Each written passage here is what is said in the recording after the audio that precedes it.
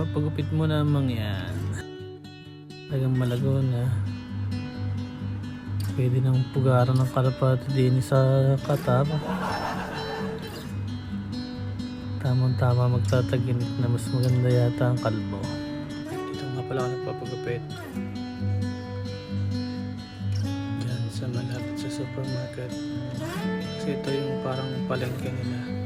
Maraming tambay dito ngayon o madaming tao dahil Friday nung nagpagupit ako. So pag Friday dito marami, may kadalasan day off. Diyan sila o nagkakarak or chai. Diyan sa kabilang ngayon doon ang aking barbershop. O tawid lang ako, ingat lang sa pagtawid yan. Tawid na pala ako at bilis. Yan si Manong, naantok pa yata.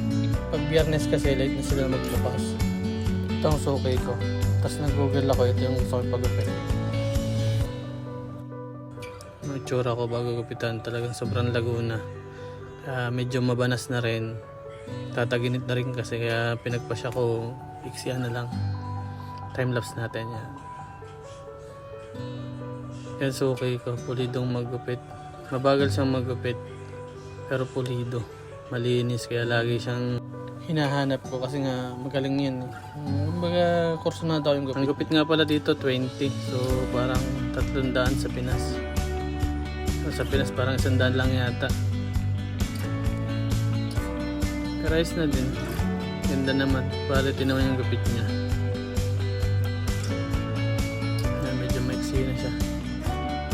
Mababawasan ko patas niya. Inuuna na lang yung gilid. Parang ano na rin to eh. Faded cut. Sinerge ko sa Google, faded na maiksi na aking pinakita sa kanya. Nagka-itsura na. Bilis niya. Nakadali palabas tapos na ito. Medyo mainit kasi alauna o alas 2 yata ito ng hapon. Kaya ito na in 5, 4, 3, 2, 1. Selfie! Selfie ulit. Pogi. Pogi yarn.